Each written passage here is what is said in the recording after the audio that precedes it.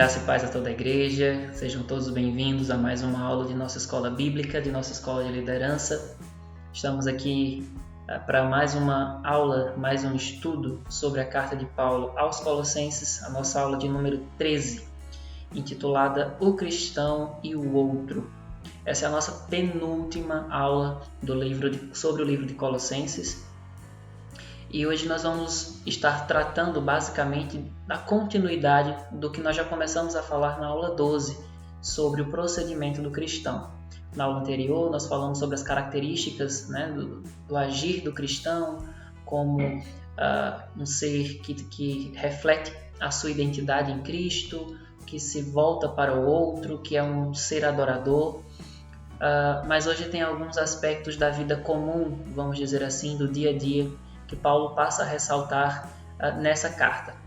O nosso texto base vai do capítulo 3, versículo 18, ao capítulo 4, versículo 6. Mas eu trago aqui, dentre todos esse trecho, um versículo-chave, vamos dizer assim, para a nossa reflexão, que diz: tudo o que fizerem, façam de todo o coração, como para o Senhor e não para os homens. Esse vai ser o mote aqui da nossa aula e da nossa discussão. Para começar, vamos lembrar um pouco o contexto, baseado nesse texto, nesse versículo-chave escolhido aí. Nós vamos lembrar, assim como nós vimos na aula anterior, que as implicações da vida cristã não se limitam apenas ao meu relacionamento vertical com Deus, e nem apenas ao meu relacionamento horizontal com o próximo. Ser cristão implica viver de modo digno do Senhor também em todos os papéis sociais da vida comum, tanto familiares quanto os de trabalho, os laborais. Então, a gente não fala, na última aula, nós falamos muito mais do aspecto espiritual, da perspectiva do relacionamento, uns com os outros e de nós com Deus, do nosso culto público e da nossa adoração particular. Mas Paulo continua, depois daquele trecho que estudamos na aula passada, dando agora alguns exemplos e algumas aplicações ainda mais práticas, ainda mais do cotidiano para a vida da igreja de Colossos. Inclusive, esse trecho doutrinário aqui de aplicação, ele é paralelo ao texto de Efésios capítulo 5, na verdade, capítulo 4, 17, pegando o capítulo 5, concluindo no capítulo 6, já que essas cartas foram escritas basicamente na mesma época. A mensagem é quase igual, a gente vai estar em alguns momentos comparando aqui as duas reflexões. Em primeiro lugar, sobre o cristão e o outro, o seu procedimento com relação ao outro começa com a família. E Paulo vai chamar a atenção aqui a dois aspectos dentro do casamento. Primeiro, a doutrina da sujeição das mulheres, das esposas aos seus maridos, e a doutrina do amor de seus maridos para com as esposas. O texto diz: mulheres, sujeitem-se a seus maridos como convém a quem está no Senhor. Maridos, amem suas mulheres e não as tratem com amargura. Então, primeiro é trazido aqui às mulheres o procedimento da submissão. Então, a mulher cristã casada, primeiro procedimento que ela deve ter enquanto cristã, enquanto seguidora de Jesus, é o da submissão. E se nós fizermos um paralelo com Efésios capítulo 5, 22, vamos entender que essa submissão ela deve ser feita ao marido como a igreja ao Senhor.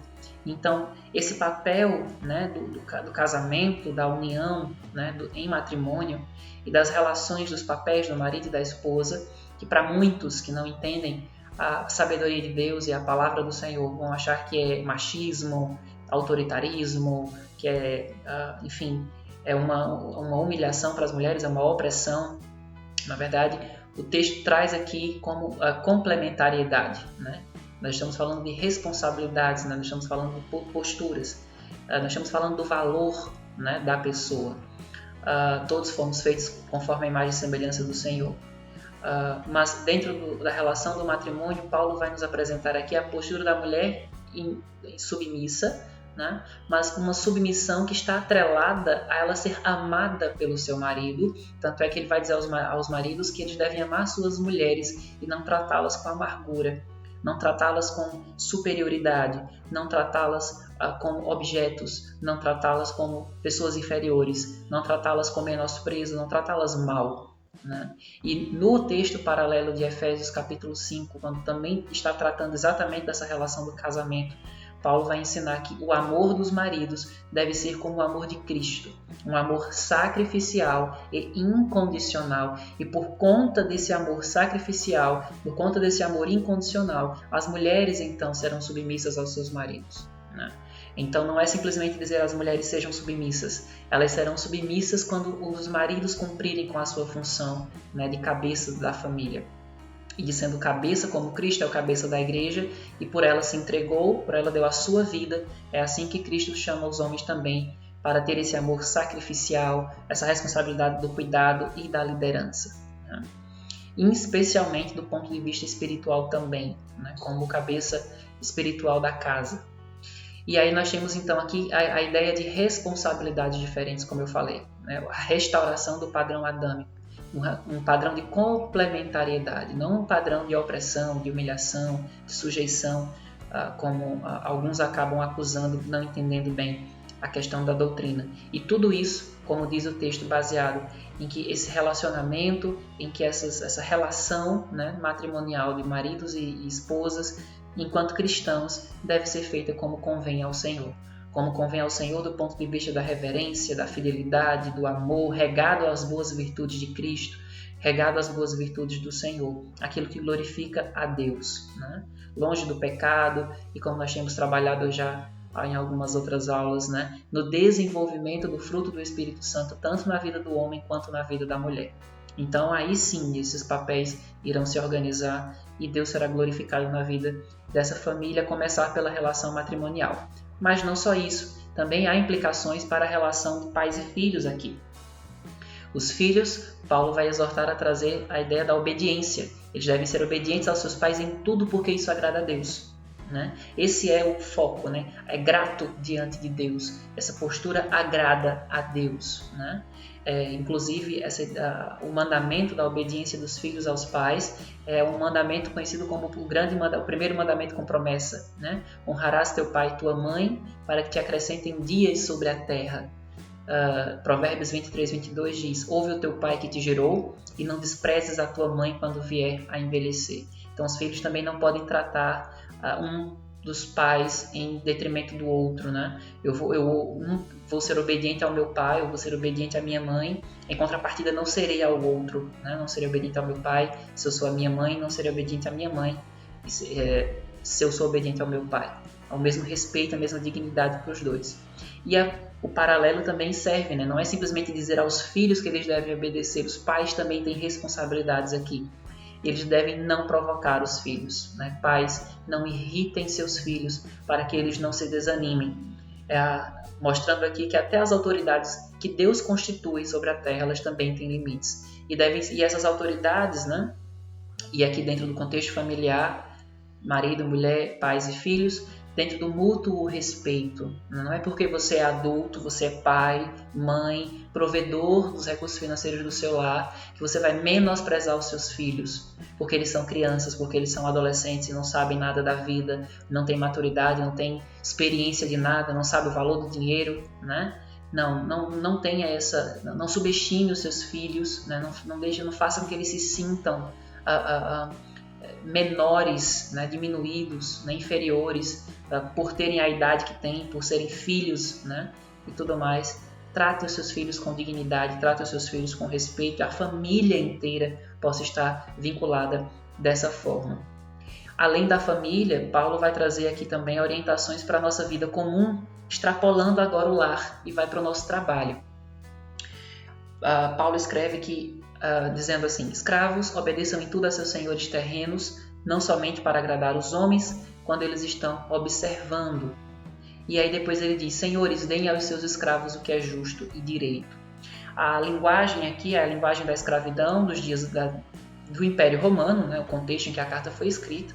Não é o contexto de escravidão que nós tivemos, por exemplo, na nossa história do nosso país, e nem do ponto de vista de serem dos escravos terem sido prisioneiros, né, terem sido capturados de origem africana, a grande maioria deles, e terem vindo para o Brasil. Não é essa a ideia. Muitos desses escravos eram pessoas que tinham dívidas, muitos desses escravos eram pessoas que se faziam escravos por algumas razões e prestavam os seus serviços aos seus senhores ali. Então, ou eram capturados em guerras, em conquistas militares, né? Então eram prisioneiros de guerra que também eram escravizados. Então é um outro contexto aqui, mas a ideia é a mesma, né? O senhor e o escravo, ele deve servir, deve, né, cumprir com as suas obrigações. E aos servos é dito, né, que eles devem obedecer de forma total. A obediência aos senhores, ela é total. E não por quem seus senhores humanos são, mas por quem Deus é. Então, uma vez que o procedimento do cristão é baseado no seu relacionamento com Cristo, então é o seu relacionamento com Cristo que molda todos os seus demais relacionamentos. Então, incluindo os servos aqui, incluindo o trabalho, incluindo você, funcionário público, você, funcionário privado, você que é funcionário de alguém, né, que tem um patrão, que tem uma autoridade sobre você.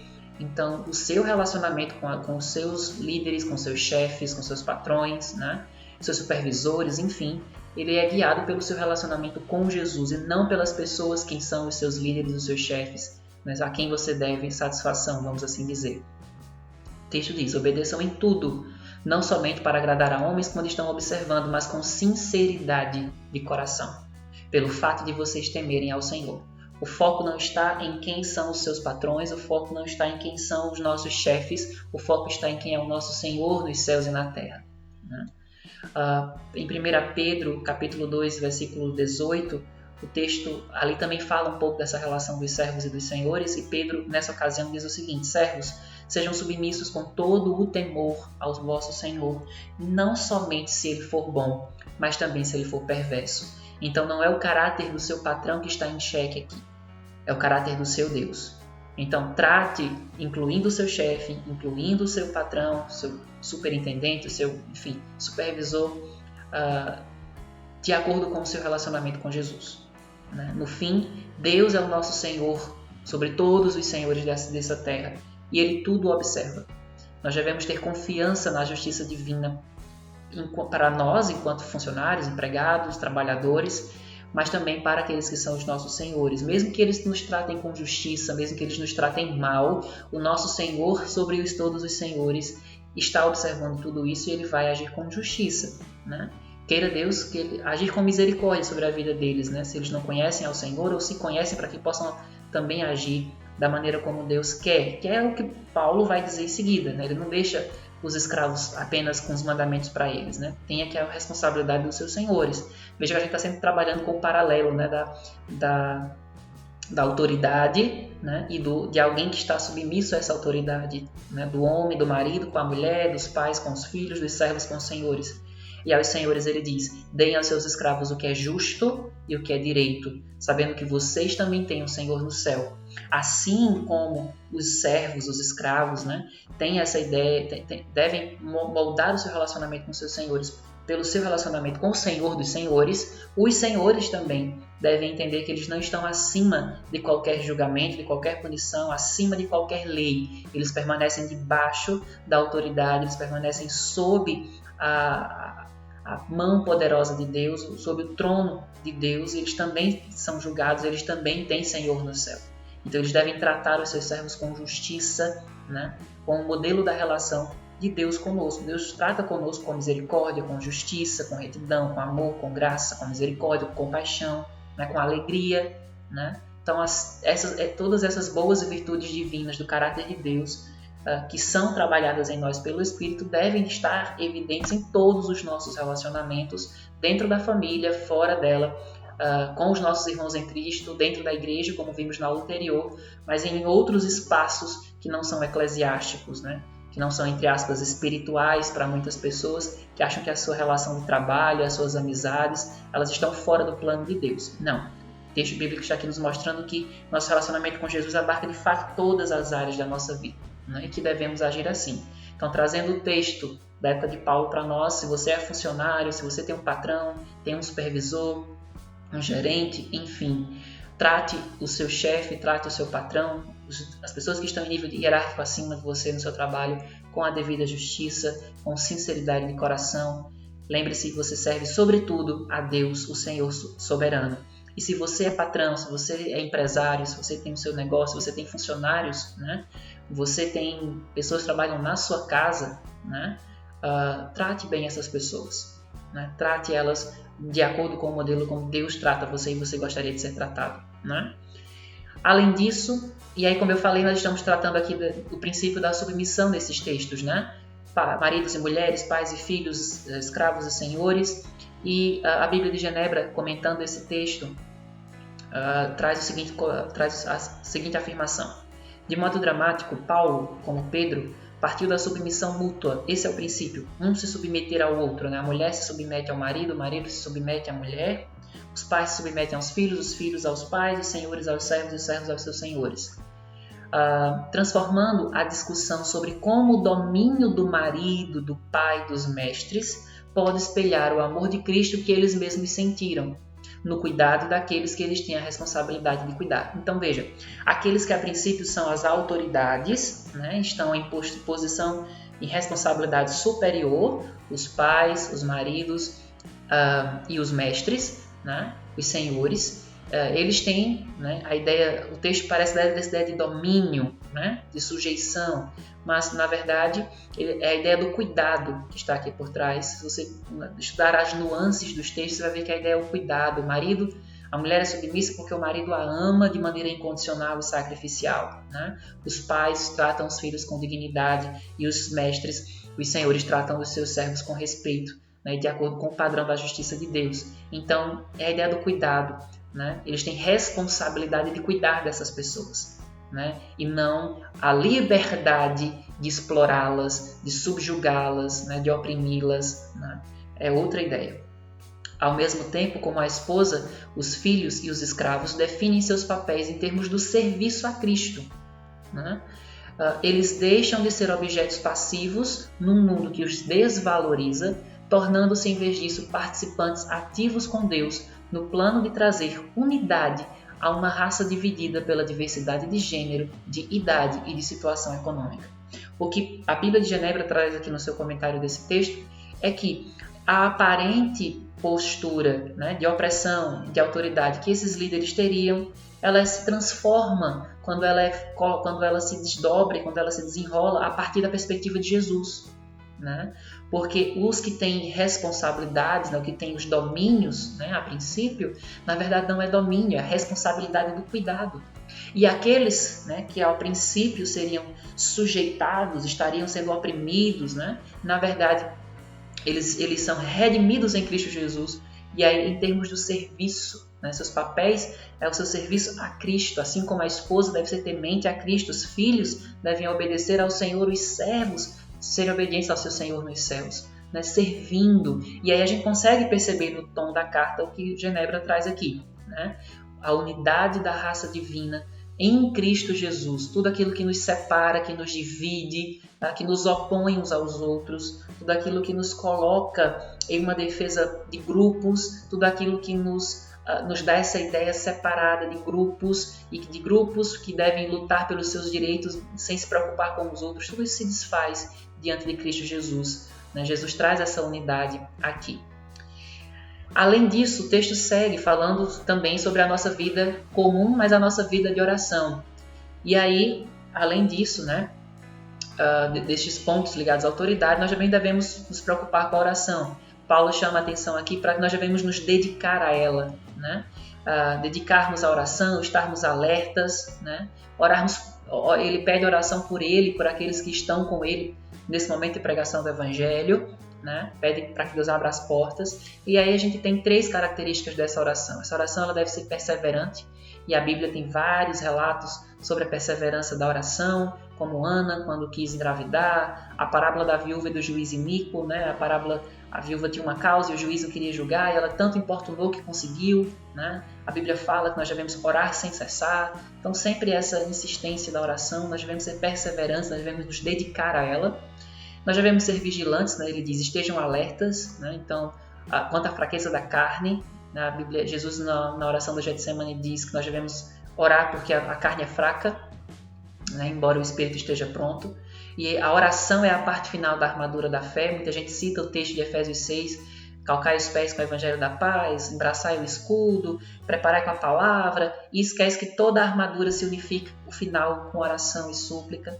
E lembramos que a nossa oração ela deve ser altruísta, né? E aí o propósito do cristão e o outro, né? Paulo, como sempre em suas cartas, solicita que a igreja não abandone seu ministério e clama o suporte da igreja em oração. Todas essas referências aí que eu coloquei no slide, vocês vão ler, se vocês forem ler depois, vocês vão ver que são sempre Paulo chamando a atenção, orem por nós, orem por nós. A igreja caminhava com Paulo em seu ministério.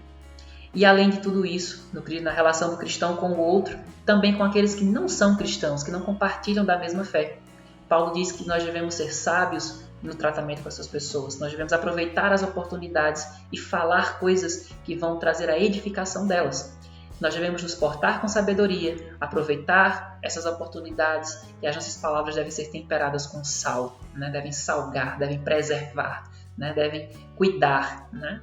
Calvino apresenta 3 razões para o apelo de Paulo aqui aos incrédulos. Primeiro, nós devemos nos portarmos dessa forma para que a gente não seja pedra de tropeço, é aquela ideia do não sermos causa de escândalo, né? Para que o nosso testemunho não pregue, não fale contra nós, contra a nossa pregação.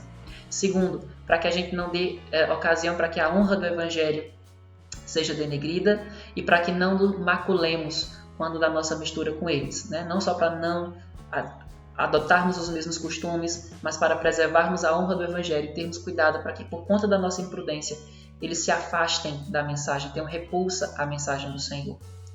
Essa mensagem que deve ser pregada pela nossa vida no meio dessas pessoas, né?